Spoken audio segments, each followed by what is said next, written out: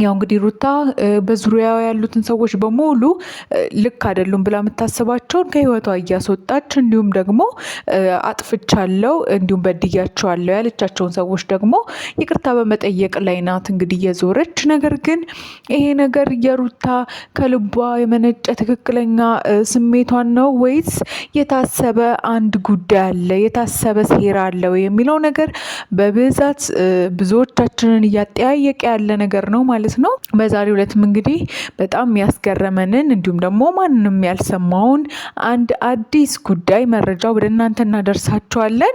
እንግዲህ ለዚህ ቻናል አዲስ ከሆናችሁ ሰብስክራይብ በማድረግ ቤተሰብ በመሆን አዳዲስ ቤተሰባዊ መረጃዎችን ወደ እናንተ የምናደርሳችሁ ይሆናል ማለት ነው። ሰላም፣ እንዴት ናችሁ ውድ ቤተሰቦቻችን? በሀገር ውስጥም በውጭም ያላችሁ በያላችሁበት ሰላማችሁ ይብዛልን። እንግዲህ የሩታ የሰሞኑ ሁኔታዋ እንግዲህ ሁላችንም እያስገረመን እንዲሁም ደግሞ አሁን ላይ ትክክለኛው መንገድ ላይ ነች እንድንል ያደረገ ነገር እያደረገች ነው። ነገር ግን የአብዛኞቻችን እንዲሁም ደግሞ የብዙሃኑ ኦዲየንስ የተለያዩ ጥያቄዎችን እንዲሁም ደግሞ ይሄ ነገር ልክ ነው ወይ፣ ሩታ እያደረገችው ያለው ነገር ለበቀል ነው ወይስ የምርም ከልቧ ነው፣ እውነት ከልቧ ነው፣ ይሄ ነገር በቀል ነው ወይስ በንጹህ ልቧ እያደረገች ያለው ነገር ነው የሚለው ነገር ሁሉንም እንግዲህ አጠያያቂ ሆኗል ማለት ነው። ምክንያቱም ሩታ በብዙ ፈተናዎች በብዙ ችግሮች ውስጥ እያለፈች ነገሮችን ለማስተካከል ትሞክርና ነገር ግን በዙሪያው ያሉ ሰዎችን ጨምሮ ሌሎች ሰዎችን ለመጉዳት ያንን አጋጣሚ ይጠቀሙበታል ማለት ነው።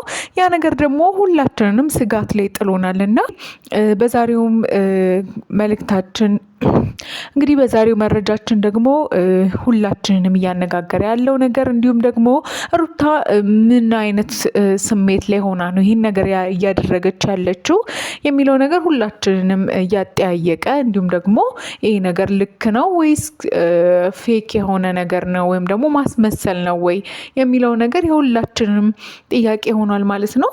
እንግዲህ አሁን ላይ አብርሽና ሄርሜላ ወደ ቀለበት አድርጎላት እንዲሁም ደግሞ ለጋብቻ ስርዓታቸው እየተዘጋጁ ባለበት በዚህ ወቅት የተለያዩ የፍቅር ጊዜያቶችን እያሳለፉ አብረው እየዋሉ አብረው እያደሩ በቤተሰብ በኩል ተቀባይነትን አግኝቶ በሄርሜላ ቤተሰቦች በኩል እንዲሁም ደግሞ በአብርሽ ቤተሰቦችን በኩል የሄርሜላን አቀባበል ሁላችንም አይተናል።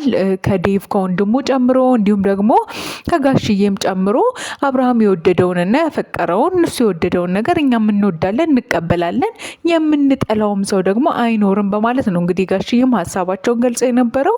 በዚህ ሰዓት እና በዚህ ጊዜ ደግሞ ሄርሜላ የውስጧን እንዲሁም ደግሞ ስሜቷን የተረዷት ያህል ስለተሰማት በአብርሃም ቤተሰቦችም ደስተኛ ሆና የተለያዩ ደስ የሚል ጊዜያቶችን እያሳለፉ ባሉበት በዚህ ሰዓት እንግዲህ በብዙ ልትጎዳቸው የሞከረችውን ሩታ አሁን ላይ ይቅርታ አድርጉልኝ ላጠፋሁት ላለፈው ነገር በማለት እንግዲህ ይቅርታ ጠይቃለች። ይቅርታ መጠየቅም ትልቅነት ነው። ይሄ ሊመሰገን የሚገባ ነገር ነው።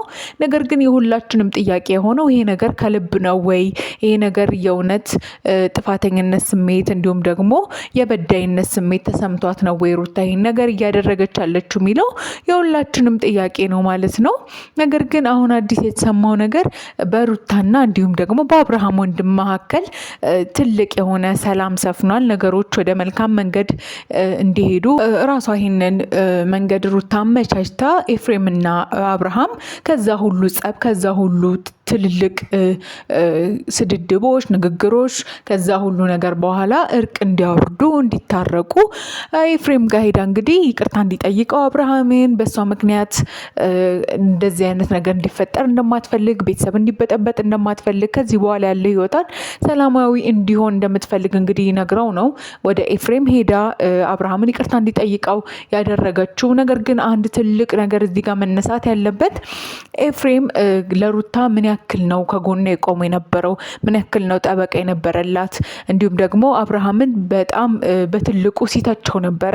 ምክንያቱም አንተ ቤተሰብ አስተዳዳሪ ነክ፣ ልጅ አለክ፣ ሚስት አለክ፣ እንዴት ይሄን ሁሉ ነገር ትተክ ወደ አንድ ሴት ትሄዳለህ በማለት እንግዲህ ሲወቅሰው የነበረ ሰው ነው። ነገር ግን ይሄን ሁሉ ነገር በአንድ ቀን ሽሮ ጥሎ ወደ አብርሃም ሄዶ ይቅርታ ባንዴ የመጠየቅ ሀሳቡን እንዴት ነው ይሄ ነገር ብሎ የሚያጠያይቅ ነገር ሆኗል ማለት ነው። ምክንያቱም ኤፍሬም እጅግ በጣም አዝኖበት ነበር፣ በአብርሃም እጅግ በጣም ተቀይሞትም ነበረ። ምክንያቱም ሩታን ስለሚያከብራት ስለሚወዳት። ስለዚህ ይሄ ነገር ትልቅ ሴራ አለው ወይስ የእውነትም እና አብርሃም እንዲሁም ሄርሜላ በህይወታቸው ደስተኛ ሆነው መንገዳቸውን እንዲቀጥሉ መንገድ እየከፈቱ ነው ወይ የሚለው ነገር አጠያቂ ሆኗል ማለት ነው። ሁላችንም እዚህ ነገር ላይ ሀሳብ እንድንሰጥ ያደረገን ነገር በአንዴ ነገሮች በአንድ ቀን ተቀያይረው፣ ያው የሰው ልጅ ይቀየራል፣ ሀሳቡን በተለያየ መንገድ መግለጽ ይችላል። ነገር ግን የሩታ ጉዳይ እንዴት ነው የሚለው ነገር ሁላችንም ያጠያየቀን ነው። ውድ ቤተሰቦቻችን እናንተስ የሩታ የሰሞኑ ሁኔታ ከልቧ ነው ወይስ ያሰበችው ነገር አለ ብላችሁ ታስባላችሁ? ሀሳባችሁን ኮመንት ላይ አስፍሩልን። እኛም እንግዲህ ወደ እናንተ ዛሬ ይህንን መረጃ አደረስናችሁ፣ አጋራናችሁ። አሁንም ለቻናላችን ለዚህ ቤተሰብ አዲስ ከሆናችሁ ሰብስክራይብ በማድረግ ቤተሰብ ሆኖ በያላችሁበት ሰላማችሁ ይብዛልን። እንወዳችኋለን።